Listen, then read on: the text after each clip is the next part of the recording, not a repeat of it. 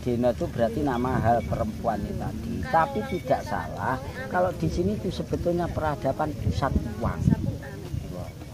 Kenapa pusat uang? Karena memang uang itu dulu nggak mungkin yang memiliki seri ramanya kan nggak mungkin. Pasti yang memiliki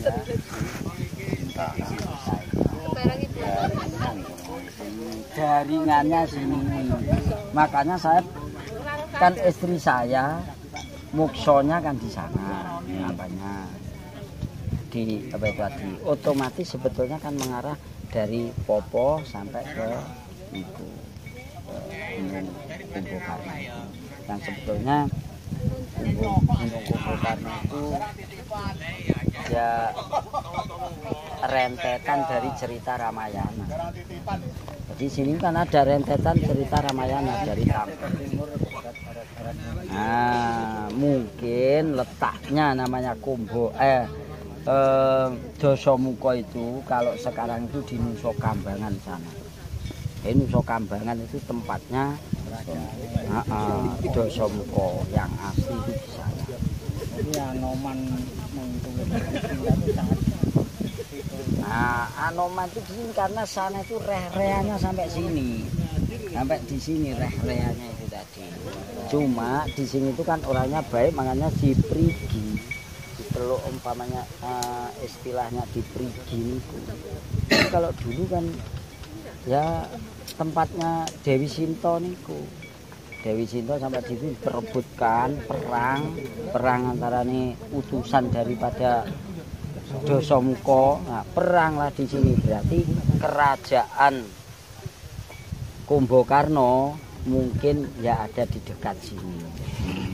Ini wanita cantik ini. Ada. Terus yang namanya Dewi Sinta otomatis mengarah ke timur terus. Berarti kan sampai dibawa ke sini sampai nanti dibawa miber ke Nusa Barong sana, Nusa Kambangan sana. Itu kalau diperkecilkan. Kalau di India India ya mencatat yang sudah cerita yang ada di Jawa. Terbitnya cerita itu akhirnya dari sana. Nah, Akhirnya jin dikabulkan semua tahunya ini cerita dari. Nah, makanya itu nanti kan setelah kita muncul nanti, nah ini kita tunjukkan keasliannya. Ini loh bukti ada gunung, namanya ini gunungnya apa. Terus bukti yang tidak bisa terbantahkan itu kan ya batu tulis itu. Jadi dari bukti batu tulis ini pendukung dikasih cerita Ramasinta. Itu untuk pemanis, tapi itu betul adanya. Wow, karena kita tidak cuma cerita, diikuti dengan pendukung. Yang pendukung itu contohnya yang diketemukan dari Pak Mo itu Kelataan. Berarti dulu Panapunakawan itu Kelataan itu Kelataan sana. Terus Gunung Mangkliawan itu Gunung Tanggul itu yang jadi Gunung Mangkliawan. Makanya di sana dari Gunung Tanggul itu Gunung Mangkliawan itulah kita sebetulnya asal usulnya Pulau Jawa dan asal usulnya Prasapan. Gunung Tanggul Mangkliawan itu. Iya, karena kan runtutannya dengan sini nanti Mangkliawan ini runtutannya dengan sini. Wow. Nanti sejarah-sejarah yang terkuasa lama ini bisa terbantahkan dengan munculnya kita ini. Nah, itu makanya ini kan sejarah purba. Sejarah purba walaupun itu cuma cerita, kalau kita dukung prasasti niku, dan prasasti yang tidak terbantahkan ya prasasti asal usul itu. Karena dari asal usul itulah melahirkan cerita-cerita. Jadi kalau di sini ya dari cerita Said Anwar atau Semar, maka anak keturunan Semar itu yang dijadikan cerita-cerita babatnya perihal Weda. Nah, itu. Jadi ada Weda. Secara tidak langsung agama-agama itu munculnya juga dari dengan itu dari orang Wetan. Nah, kalau agama Hin niku wau, jadi Islam kawitan itu dari Wetan. Tapi kalau Islam yang dibawa oleh Sayyidina Anwas ya dari Arab, Jazirah Arab sana. Lahirnya Nabi Muhammad itu. Ya, tapi kalau di sini Islamnya itu Islam kawitan. Islam kawitan itu gini. Jadi namanya Nabi Sis niku wau. Anaknya bukan kok cuma Sayyidina Anwar dan Sayyidina Anwas enggak. Tapi Nabi Sis itu punya anak yang dari istri-istrinya yang banyak itu. Jadi harus dikasih petunjuk. Sis itu bukan hanya Dewi Murad dan Jelajah itu berarti. Yang ternama dari Dewi Mulat Jelajah itu karena dia itu ditakdirkan menjadi pemimpin. Satu menjadi pemimpin yang menurunkan para nabi, satu menjadi pemimpin yang untuk memimpin tanah Jawa ini. Terus yang ada di tanah Jawa ini sebetulnya peradaban itu pasti dari agama. Dan agamanya sebetulnya ya Islam ditandai dengan sempurnanya dari Sayyid Anwar menjadi Sang Hyang Nuroso, Nuroso menjadi Sang Hyang Nur Cahyo, Sang Hyang Nur Cahyo menjadi Sang Hyang Menang. Atau mungkin kalau tidak salah lagi ya antara Sang Hyang Nuroso, Nur Cahyo, Nuroso terus Sang Hyang Menang. Tapi intinya ke ujung namanya Sang Hyang Menang itu apa yang dinamakan menang? Yang dinamakan menang ya menjadi kalimatnya Allah itu. Nah, makanya kalau yang di sana itu dari Sayyidina Anwas kan menurunkan para nabi-nabi yang sebelum ditutup Nabi Muhammad ini wow, jadi kalimatnya apa yang dijadikan kalimatnya ya Ruhul Qudus. Kalau di sini yang jadi kalimatnya langsung berwujud makanya bisa disebut prasasti. Kalau di sana tidak ada prasastinya. Jadi prasastinya asal usul ini ada di Wetan, berarti sudah otomatis yang namanya Masyrik ke Maghrib itu tadi, Masyriknya peradabannya ada di wilayah Tulungagung, Trenggalek, Blitar, dan mungkin Ponorogo, Kediri, lah itu sebetulnya pusat peradaban. Tidak mungkin peradabannya kecil dulu, tidak. Tapi peradaban yang nampak, yang nyata sekarang ini dan kita napak tilas di Syekh Subakir jadi batu tulis. Jadi batu tulis itu kita sudah napak tilas, sudah ada di situ ditulis Allah Muhammad itu berarti kan ada perjanjian dengan Sang Hyang Semar itu sendiri bahwasanya ini loh manifestasi saya dari Sayyid Anwar niku wau sampai menjadi Sang Hyang Menang. Di sini kalau yang di sininya itu kan cerita-cerita seperti umpamanya kitab itu kan terwujudnya dari cerita-cerita, tapi cerita yang mengarah untuk orang itu menyembah kepada Tuhannya itu tadi. Jadi acuannya Semar itu muaranya ke Sang Hyang Menang atau Sang Maha Kuasa itu jadi. Nah, Semar itu ya memang kalau yang dari awal Semar sebelum Semar itu kan otomatis kan sama Nur juga, jadi sama Nur Muhammad, terus jadi malaikat, terus jadi Adam, jadi jin dan lain sebagainya, terakhirnya Adam. Ibu wow. Karena Adam ingin jadikan khalifah atau pemimpin di bumi, maka itulah si iblis tidak terima. Karena dari asal usulnya wow, dari api itu tadi yang merasa lebih baik daripada asal usul si Adam. Nah, kok suruh sujud sama manusia yang ini asalnya dari bumi atau nah, terus ini rentetannya. Jadi kalau kita mamanya asal usul tidak didukung dengan pendukung niki cerita-cerita ini nanti tidak nyambung niku. Jadi cerita peradaban pertama yang kita bisa utarakan ya niku peradaban Ramasinta ini. Di dalam peradaban Ramasinta atau kisah Ramasinta itu kan ada yang dijadikan iktibar atau pelajaran bahwasanya harkat martabat perempuan niku dijunjung tinggi niku. Yang keduanya memang kalau kita apa itu bisa perempuan untuk apa, tapi sekaligus perempuan itulah yang nantinya melahirkan laki-laki juga perempuan. Jadi peradaban dari mungkin dari sebelum apa ya, sebelum Ramasinta mungkin ada, tapi kan prasastinya sudah mungkin banyak yang hilang. Tapi kalau prasasti Ramasinta di sini ditandai dengan gunung Soekarno dan rentetannya dari sini tadi ada Krugo itu, terus niku ada Sekebu itu peraduannya antara Ramasinta, terus ada di sana Sidem itu, ada Popo, ada sampai ke sana ditambah itu. Berarti itu kan memang ada peradaban yang ceritanya runtut.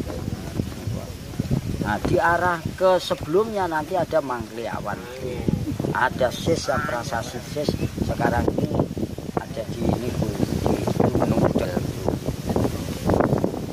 Jadi semuanya kan saling terkaitan. Sedangkan kita nanti ke semua dibikin taman hidup di taman. Tulungagung, Blitar, Kediri, Ponorogo itu nanti bentuknya taman. Yang nanti orang apa itu kenapa mesti apanya di laut ya, karena sekarang ini kan orang apa notabene arahnya sama ke laut. Karena di laut pula kita dapat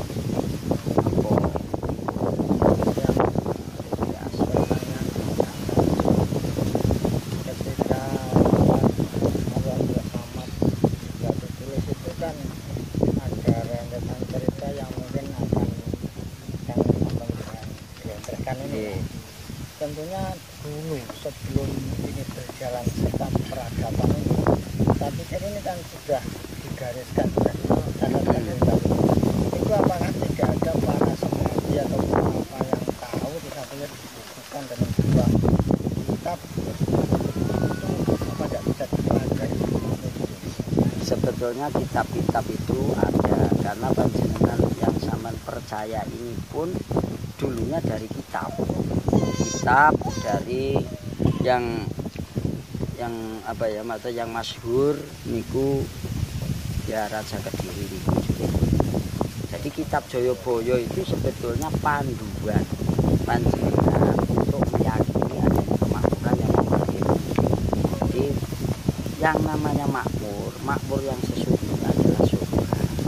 Tapi kita dulunya Nabi Adam itu membuat kerajaan atau kekuasaan di bumi itu pancarannya dari surga juga. Makanya kalau orang-orang luar mengatakan Indonesia khususnya Jawa ini adalah tanah surga. Dan tanah surga itu belum pernah ada orang yang menjamah sampai sekarang ini kita wujudkan, memang betul-betul kita besarkan, dan itu karena ada prasastinya Allah Muhammad atau prasasti asal usul. Nah, kalau ceritanya ini ceritanya Allah Muhammad, nanti kan saya mau apa sendiri itu saya udah bilang, karena ini masalahnya tidak bisa saya ucapkan seperti ini, mesti itu kan berdasar ilham atau berdasar kita harus uji dan sebagainya.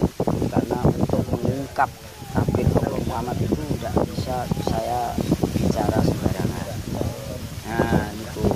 Tapi kalau dulunya kok ada jadi ke situ, ya cikal bakalnya ada dua nih, satu Sayyid Anwar yang ada di Jazirah Arab, satu Sayyid Anwar.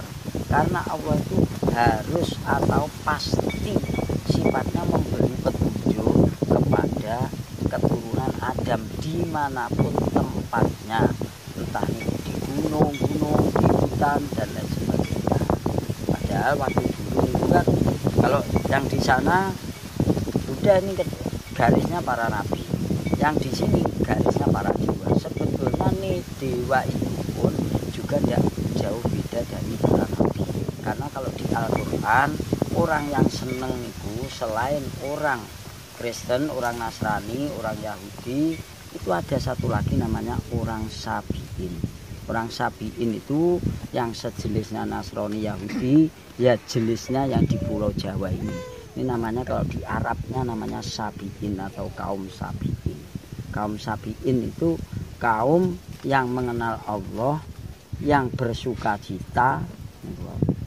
Tapi di situ tidak termaktub di dalam kitab. Contohnya dalam kitab ini Nasrani itu kaum Nasoro.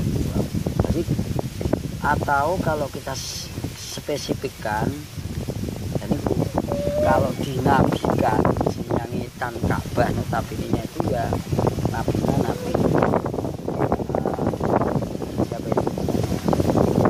Saya Khidir. Jadi sebetulnya jenengan tua ini ya cerita sempurnanya Nabi Khidir ke payungnya Nabi Muhammad SAW. Jadi karena Khidir itu dulunya hakikat, maksudnya contohnya begini, kalau di cerita Al-Quran itu Nabi Khidir itu kan membunuh orang, melubangi apa, itu kan tidak ada syariatnya.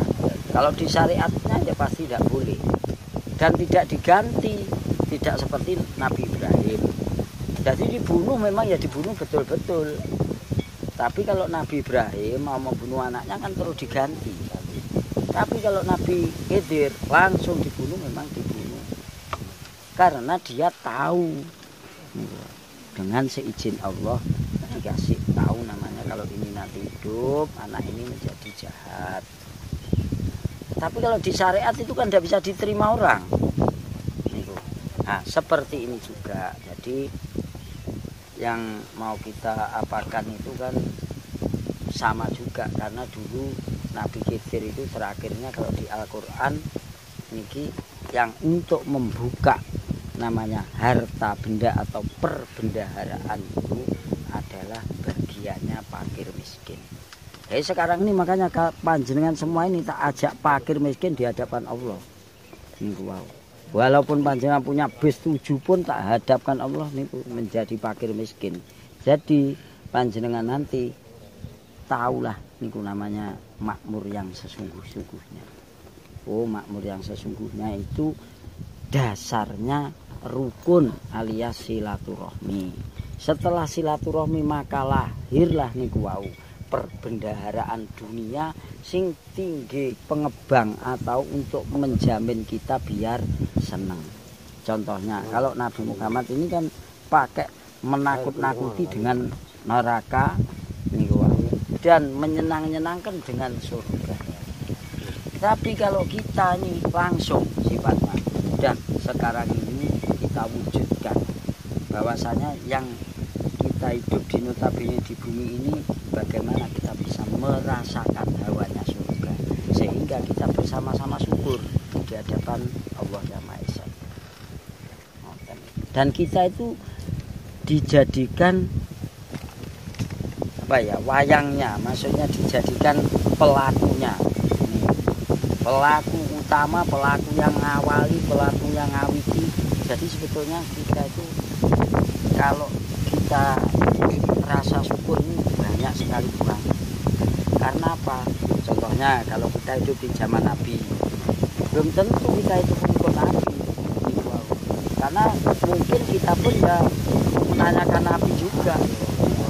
Tapi alhamdulillah ini kan kita semua kan langsung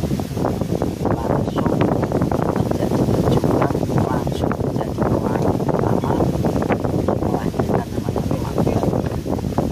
Dan kemakmuran, kenapa kemakmuran kok mesti apanya kok tidak di Arab atau di mana?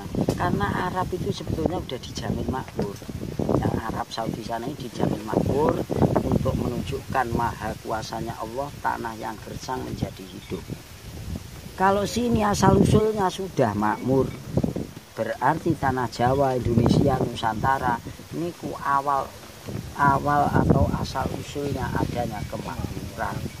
Makanya setelah kita itu mungkin beribu tahun dan kita terus sekarang sudah memasuki zaman yang akhir ini, maka inilah Allah Subhanahu wa taala niku memang apa ya, kalau mau memberi pada hambanya niku wis ndak mau berkehendak udah siapa yang dikehendaki. Nah, alhamdulillah ketika semua yang dikehendaki ini wow. Jadi makanya orang mau masuk ke lingkup kemakmuran ini sangat sulit. Mungkin terus nanti dihadapkan beberapa macam cemoohan, beberapa macam hinaan, beberapa macam, pokoknya hambatannya banyak sekali. Ujiannya banyak. Dibuli terus menerus. Tapi lek panjenengan niku wau terus sekarang ini alhamdulillah Allah sendiri yang ngasih. Oh ini ragatnya udah dikasih. Tapi kalau kita ini tidak bersatu, kita ini tidak orang banyak ya segini, ya kita cuma lamunan dok yang datang, tidak yang sebenar-benarnya. Tapi kalau kita itu bersatu dulu, setelah niku keyakinan itu semakin lama semakin nampak. Jadi keyakinan semakin nampak. Dari sejarah kita, kalau tidak kita itu belajar dari sejarah, kita ini nanti ketemunya agak sulit. Kenapa? Karena kita itu kan terlahir dari bapak atau dari ibu. Ibu punya ibu lagi, ibu punya ibu lagi. Ini kurang menjikin cerita kan sebetulnya itu. Dan dari ini kalau ada perjalanan cerita. Setelah ada perjalanan cerita, maka cerita ini lah yang menyebabkan kita niku mendapatkan makmur itu tadi.